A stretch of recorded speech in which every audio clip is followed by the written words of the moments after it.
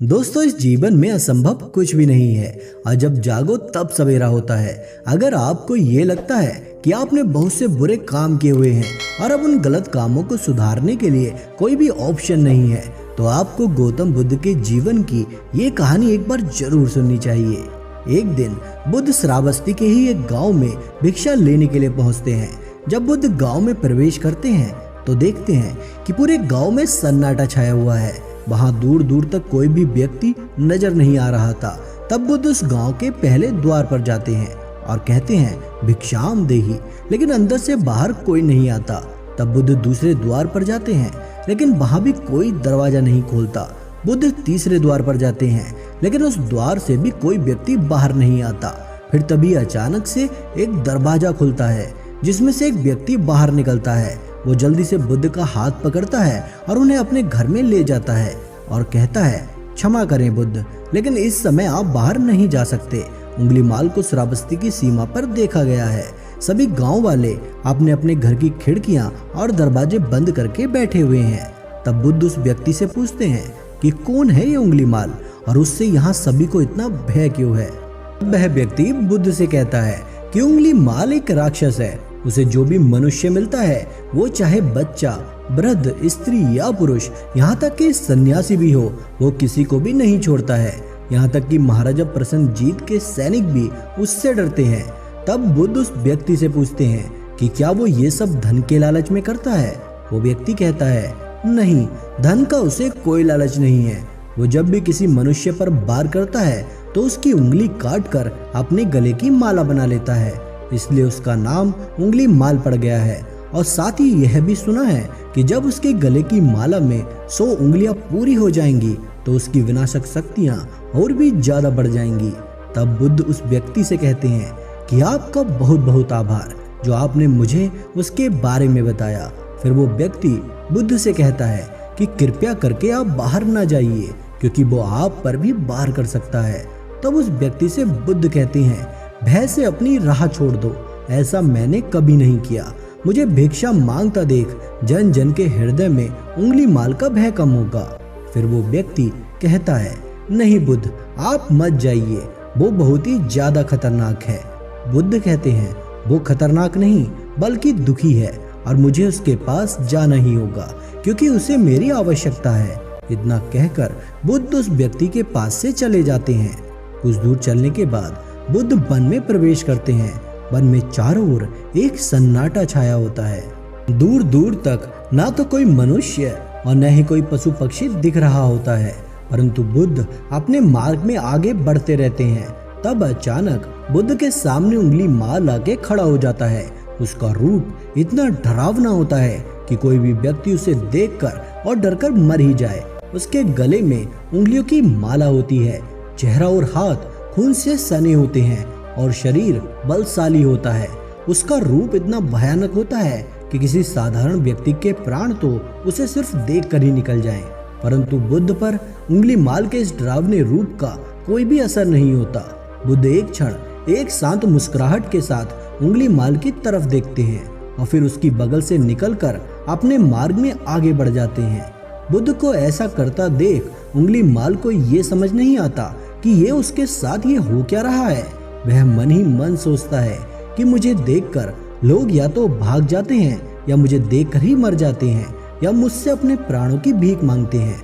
मैंने कई सन्यासियों को भी मारा है, लेकिन मैंने आज तक कोई ऐसा व्यक्ति नहीं देखा जो मुझे नजरअंदाज करके अपने मार्ग में आगे बढ़ जाए। या तो इसने मुझ पर ध्यान नहीं दिया होगा या फिर ऐसा हो सकता है कि ये अंधा हो, लेकिन मुझे इससे क्या, मुझे तो अपनी उंगलियों की माला पूरी करनी है। उंगलीमाल बुद्ध को आवाज लगाता है कि ये साधु रुक जा। फिर भी बुद्ध उंगलीमाल को नजरअंदाज करते हुए अपने मार्ग में आगे बढ़ते रहते हैं। तब उंगलीमाल और ज्यादा गुस्से में बुद्ध को आवाज लगाता है, ए साधु रुकना। बुद्ध उंगलीमाल को फिर से नजरअंदाज करते हुए अपने मार्ग पर आगे बढ़ते जाते हैं। उंगलीमाल तीसरी बार बहुत ही ज्यादा क्रोध में भरकर आवाज लगाता है, ए साधु रुक। इस बार बुद्ध रुक जाते हैं। तब उंगलीमाल बुद्ध के पास जाता है और कहता है कि मेरे बार बार पुकारने पर भी तू रुका क्यों नहीं। तब बुद्ध कहते हैं, मैं तो बहुत पहले ही रुक चुका हूँ, तुम ही चलते जा रहे हो। उंगली माल ये समझ ही नहीं पाता कि बुद्ध क्या कह रहे हैं, परंतु वो इतना जरूर समझ जाता है कि सामने खड़ा व्यक्ति उससे थोड़ा भी नहीं डर रहा है। उंगली माल बुद्ध को डराने के लिए चिल्लाकर पूछता है, हे साधु, तुझे मुझसे डर नहीं लग रहा है क्या? मैं आदि मानव हूँ। बुद्ध कहते हैं, नहीं, तुम मानव हो। बुद्ध की यह बात उंगली माल के हृदय पर लग जाती है, क्योंकि पहली बार उसे किसी ने मानव कहा था। लेकिन वो इस बात को नजरअंदाज करने का प्रयास करता है और बुद्ध से पूछता है कि साधु, तूने ऐसा क्यों कहा कि तू कब का रुक चुका है, जबकि तू तो चल रहा था, और तूने ये क्यों कहा कि मैं नहीं रुका? तब बुद्ध उससे कहते हैं कि मैं बहुत पहले ही रुक चुका हूँ, यानी मैंने ऐसे सारे बुरे काम करने पहले ही छोड़ दिए हैं जिससे किसी भी व्यक्ति को कष्ट पहुंच सके। सब जीना चाहते हैं, बस तुम उन्हें करुणा से देखने का प्रयास करो। बुद्ध के ये शब्द उंगली माल के हृदय पर चोट करते हैं, लेकिन वो फिर से बुद्ध की बातों को नजरअंदाज करने का प्रयास करता है और इस बार वह और भी क्रोध में भरकर बुद्ध की गर्दन पर अपनी कटारी रख देता है, जिससे वो लोगों की हत्या क्या करता था, और बुद्ध से चिल्लाकर कहता है कि नहीं, मानव में ना तो प्रेम है और न करुणा है, सिर्फ छल और कपट है, इसलिए मैं सबकी हत्या करूंगा और किसी को भी जीवित नहीं छोड़ूंगा। बुद्ध कहते हैं कि तुम्हें लोगों ने बहुत दुख दिया है। उंगली माल, क्रूरता मनुष्य अज्ञान के कारण ही करता है। ईर्ष्या, द्वेष, मोह माया, ये सभी अज्ञान की ही संतानें हैं, परंतु वो इंसान ही है जिसमें दया, करुणा, सद्भाव और समझ का उदय भी होता है। उंगली माल, यदि इस जीवन में क्रूर और निष्ठुर लोग हैं तो दयावान भी हैं। बस तुम्हें अपनी आंखों से इस अंधेपन की पट्टी को हटाना होगा जो तुम्हें केवल बुराई ही दिखा रही है। तीसरी बार बुद्ध के शब्दों को सुन उंगली माल का खुद पर से संयम हट जाता है। उसे समझ नहीं आता कि पहली बार उसे अपना आपा इतना कमजोर क्यों महसूस हो रहा है। वह क्रोध करने की कोशिश तो करता है लेकिन कर नहीं पाता। वो बहुत हिम्मत करके गुस्सा होने का नाटक करके बुद्ध से कहता है, तुम और व्यक्ति जैसे नहीं हो। तब बुद्ध कहते हैं कि मैं हर व्यक्ति जैसा ही हूँ, बस जागृत हूँ और यह सिद्ध कर रहा हूँ कि हर व्यक्ति में जागने की क्षमता है। मेरा मार्ग क्रूरता को दया में परिवर्तित करता है। उंगली माल, तुम अनजाने में घृणा के पथ पर हो, बस इस क्षण रुक जाओ। तुम्हारे भीतर भी ये क्षमता है कि तुम दया और करुणा के पथ पर चल सको। इतना सुनते ही उंगली माल के हाथ से कटारी जमीन पर गिर जाती है और उसकी आंखों से आंसू बहने लगते हैं। भला कोई कब तक बुद्ध को अनदेखा कर सकता है। उंगली माल रोते हुए बुद्ध से पूछता है, क्या आप वही हैं जिन्हें लोग बुद्ध कहते हैं, जो लोगों को मुक्ति के मार्ग पर चलना सिखाते हैं? इस पर बुद्ध कहते हैं, हाँ, मैं वही हूँ और मैं तुम्हें भी मुक्ति के मार्ग पर ले जाना चाहता हूँ। फिर उंगली माल कहता है, लेकिन मैं अब बहुत दूर निकल गया हूँ। मैंने बहुत हत्याएं की हैं और बहुत पाप भी किए हैं। मैं अब चाहकर भी वापस नहीं लौट सकता और मेरा वापस लौटना अब असंभव है। बुद्ध कहते हैं, असंभव तो कुछ भी नहीं है, जब जागो तभी सवेरा। उंगली माल कहता है, मैं अब पुनः जीवन की ओर नहीं मुड़ सकता, बहुत देर हो चुकी है। बुद्ध कहते हैं, तुम में इतनी चेतना है कि तुम जानते हो कि जो तुमने किया है वह बुरा था। इसका अर्थ यह है कि तुम जानते हो कि क्या अच्छा है और क्या बुरा है। उंगली माल, जिस दिन से तुमने अच्छा कार्य करना शुरू कर दिया उस दिन से तुम्हारा एक नया जीवन शुरू हो जाएगा। फिर उंगली माल कहता है, मैं अब कितने भी अच्छे कार्य क्यों ना कर लूं, लेकिन लोग मुझे उसी दृष्टि से देखेंगे और मुझे चैन से जीने नहीं देंगे। बुद्ध कहते हैं, उंगली माल, यदि तुमने हिंसा का मार्ग छोड़ दिया तो मैं तुम्हें मार्ग दिखाऊंगा और तुम्हारा संरक्षण करूंगा, साथ ही तुम्हें लोगों की घृणा से भी बचाऊंगा। बस पहला कदम तुम्हें ही उठाना होगा। उंगली माल पूछता है, क्या ये हो सकता है? बुद्ध कहते हैं, अवश्य हो सकता है। तुम में असामान्य बुद्धि है, तुम परम सत्य के मार्ग पर बहुत आगे तक जाओगे। उंगली माल रोते हुए बुद्ध के चरणों में गिर पड़ता है और कहता है, मैं आपको वचन देता हूँ कि मैं सारे बुरे काम करना छोड़ दूंगा और आपके पीछे करुणा के पथ पर चलना सीखूंगा। कृपया करके आप मुझे अपना शिष्य बना लीजिए।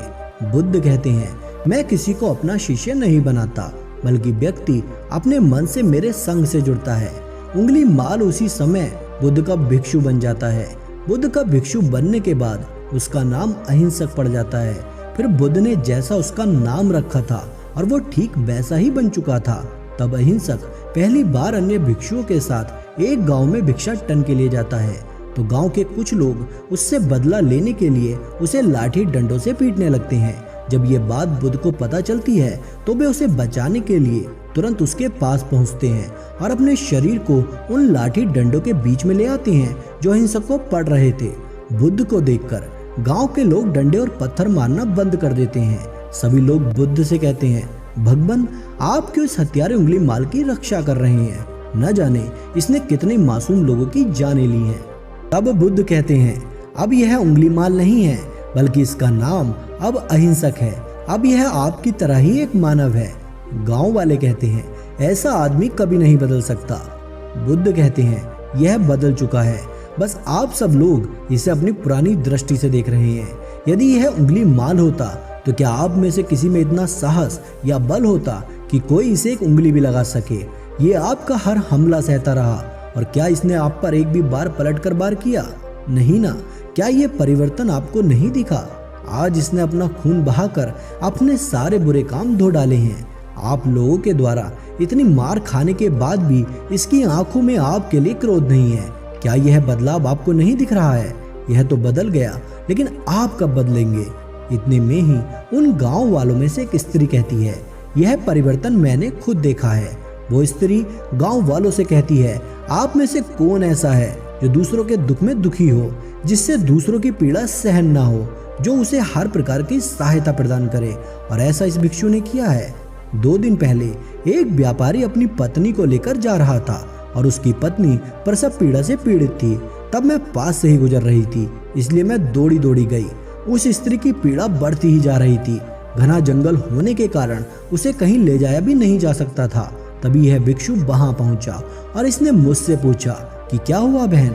मैंने इसे बताया कि यह स्त्री प्रसव पीड़ा में है और इस घने वन में हम कुछ कर भी नहीं पा रहे हैं। कब तक यह कष्ट भोगेगी? कहीं इसके और इसके बच्चे के प्राण न चले जाएं। फिर इस भिक्षु ने मुझसे कहा कि ऐसा नहीं होगा, मैं अभी अपने गुरुजी के पास जाऊंगा, वे अवश्य ही कोई मार्ग दिखाएंगे। इतना कहकर यह भिक्षु दौड़कर वहां से चला गया। तब बुद्ध कहते हैं, फिर अहिंसक मेरे पास आया और मेरे पैरों में गिरकर मुझसे कहने लगा, बुद्ध एक स्त्री गहन प्रसव पीड़ा में है और उसकी पीड़ा बढ़ती ही जा रही है, कहीं माँ और बच्चे को कुछ हो न जाए। ये सब सुनकर बुद्ध बोले, अहिंसक दौड़ कर जाओ और उससे कहो, बहन जिस दिन से मेरा जन्म हुआ है मैंने जानबूझकर किसी भी प्राणी को कष्ट नहीं पहुंचाया है। मेरे सत्कर्म तुम्हारा सुरक्षा कवच बने और आपकी और आपके शिशु की रक्षा करें। तब अहिंसक ने मुझसे कहा, लेकिन यह तो असत्य होगा बुद्ध। सत्य तो यह है कि मैंने आज तक बहुत से प्राणियों को कष्ट पहुंचाया है।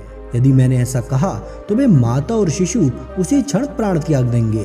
फिर बुद्ध ने कहा, तो तुरंत जाओ और उस स्त्री से कहो, बहन जिस दिन से मेरा एक नया जन्म हुआ है मैंने सभी बुरे कामों को त्याग दिया है और उस दिन से मैंने किसी भी प्राणी को कष्ट नहीं पहुंचाया है और मेरे सत्कर्म आपका सुरक्षा कवच बने और आपकी और आपके बच्चे की रक्षा करें।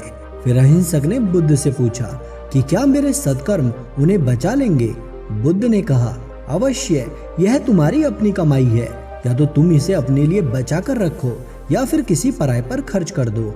अपने कमाए सत्कर्म को किसी पराये पर न्योछावर करने से पहले अहिंसक ने एक क्षण नहीं सोचा और वो उसी समय उस स्त्री और उसके शिशु की जान बचाने के लिए वहां चला आया। इतने में वह स्त्री बोली, हाँ, यह भिक्षु दौड़कर वहां आया और अभी भी वह स्त्री गहन पीड़ा से जूझ रही थी। इसने अपने दोनों हाथ जोड़े और आंखें बंद करके कहने लगा, बहन जिस क्षण से मैं भिक्षु बना हूँ उस क्षण के बाद मैंने कोई भी ऐसा कार्य नहीं किया जिससे किसी भी प्राणी को कष्ट पहुँचे। मेरे सत्कर्म आपके लिए सुरक्षा कवच बने और आपकी और आपके बच्चे की रक्षा करें। और इतना कहते ही उस स्त्री ने अपने बच्चे को जन्म दे दिया। फिर बुद्ध कहते हैं कि दूसरों के दुख से दुखी होने वाला यह व्यक्ति कैसे किसी को दुख दे सकता है? यदि ये भिक्षु मन का सच्चा ना होता तो वह स्त्री कब के अपने प्राण त्याग चुकी होती। इतने में अहिंसक ने बुद्ध से कहा, बुद्ध इन्हें मत रोकिए, इन्हें मुझे मारने दीजिए और तब तक मारने दीजिए जब तक कि इनके मन का क्रोध शांत ना हो जाए। बुद्ध अहिंसक से कहते हैं, कर्म और गुणों के भंडार हो तुम, आज तुमने अपने नाम अहिंसक को सिद्ध कर दिया है।